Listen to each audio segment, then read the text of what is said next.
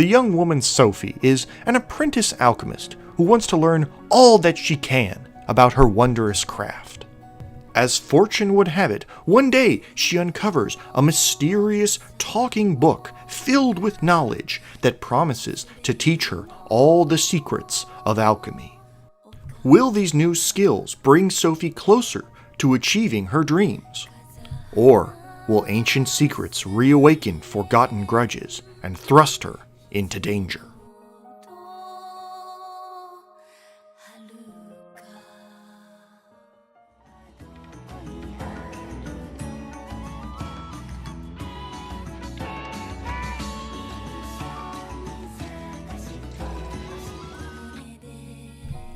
Atelier Sophie is a game that is part of the broader Atelier series.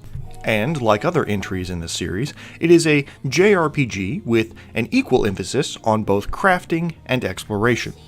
At the start of the game, the protagonist, Sophie, is an apprentice alchemist. But after she befriends a talking book, she sets out on a generic adventure to discover and create new alchemical recipes.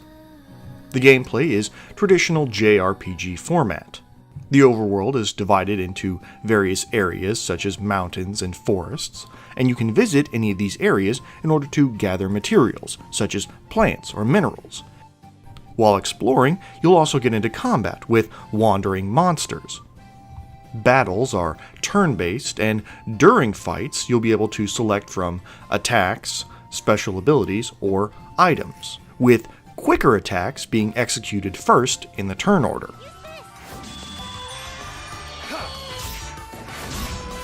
Hope this hits.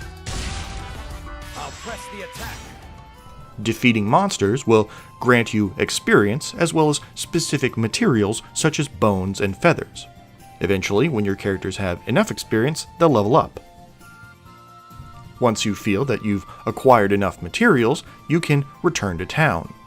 And once you're back, you'll have the chance to chat with the townsfolk. You can also buy and sell goods, or accept quests to retrieve specific items. You also have the opportunity to just chat with your party members and learn more about them.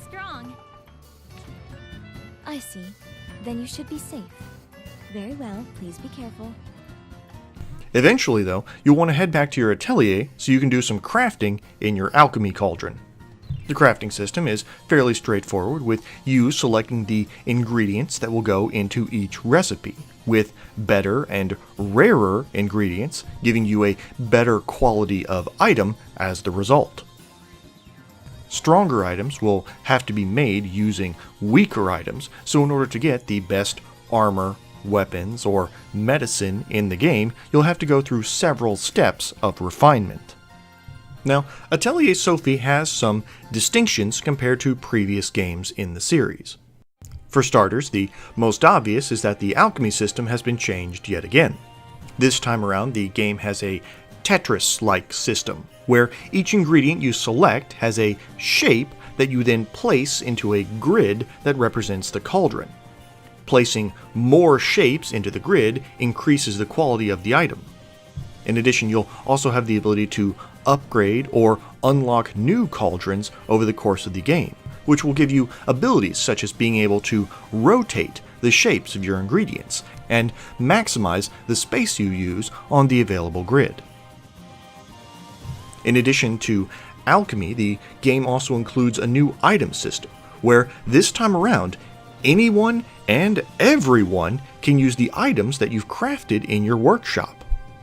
Now, there are some restrictions that, for instance, only an alchemist like Sophie can equip the strongest attack or healing items, but anyone else can grab a potion or bomb or sandwich, which gives you a lot of flexibility, especially at the early levels. In addition, the combat system has also been reworked a little bit as well.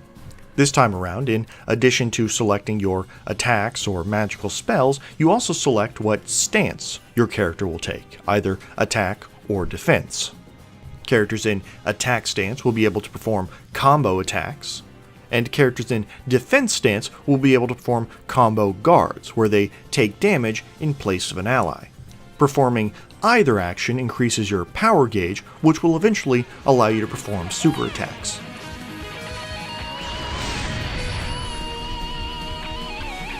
I'll finish this now. Put everything behind this attack. Now dive beautifully.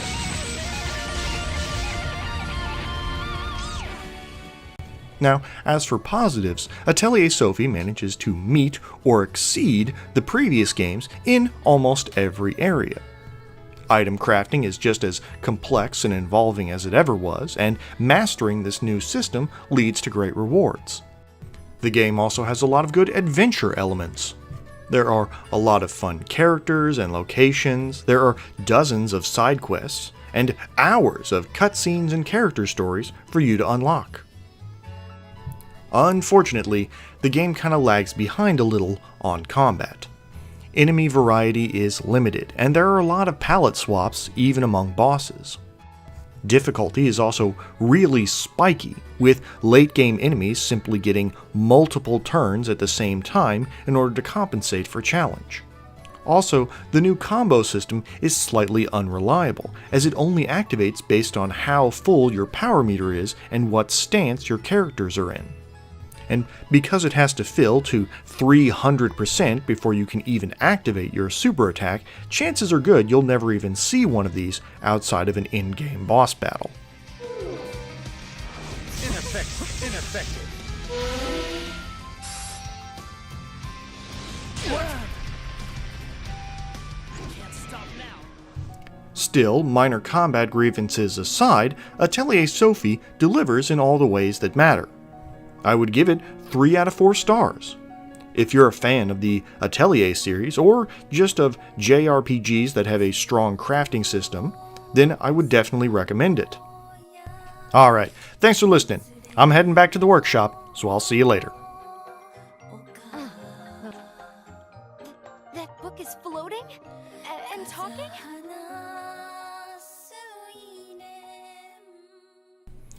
And oh, jeez! Oh, Placta, you snuck right up on me. You're so quiet, dressed like an assassin.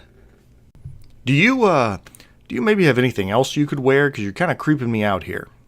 Alright, you've decided to change, and now you've got waffles in your hair.